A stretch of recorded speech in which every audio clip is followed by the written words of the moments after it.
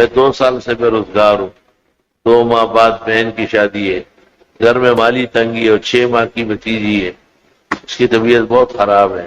سب کاموں کے لیے آپ صبح و شام 100 مرتبہ اللہم انی اعوذ بک من الہم والحزن واعوذ بک من العجز والکسل واعوذ بک من الجبن والبخل واعوذ بک من غلبۃ الدین وقہر الرجال۔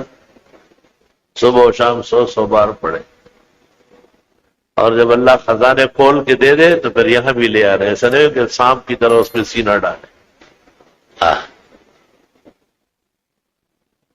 اور 5 سے لے کے 10 دن میں 10,000 مرتبہ استغفر اللہ ربی من کل ذنب واتوب الیہ، پھر 35 دنوں کے اندر 75,000 مرتبہ، اور پھر 40 دن کے اندر 1.25 لاکھ۔ کوئی دعا ایسی کائنات کی نہیں جو قبول نہ ہو، خاص کر رزق کی تنگی، مالی تنگی، سب کے سب چھٹ جائیں گے۔ ابو داؤد شریف کتاب الصلاۃ کے آخری حدیث ہے، اس کے بعد کتاب الزکوٰۃ شروع ہو رہی ابو داؤد والے الفاظ ٹھیک ہے، مجرب ہے۔ ایک شخص نے شکوہ کیا کہ ہموم و دیون، بہت قرضے ہیں اور غم پریشانیاں ہیں۔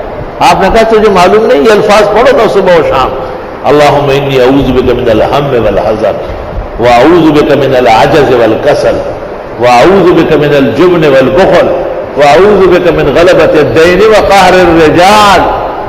صبح و شام 10 مرتبہ پڑھو، زندگی بھر تمہارے پاس خزانوں کے آمد و رفت ہوگی انشاءاللہ، کبھی بھی تنگی کا منہ نہیں دے گے۔ فجر کی نماز پڑھ کر اسی ہیئت پر سورۃ شورى کی آیت نمبر 19 اللہ لطیف بعبادہ یرزق من یشاء وهو القوی العزیز، کبھی بھی ناغہ نہ کرنا، دائیں ہاتھ کے پوروں سے 70 مرتبہ پڑھنا، اللہ تعالیٰ تنگی کبھی بھی نہیں دکھائے گا۔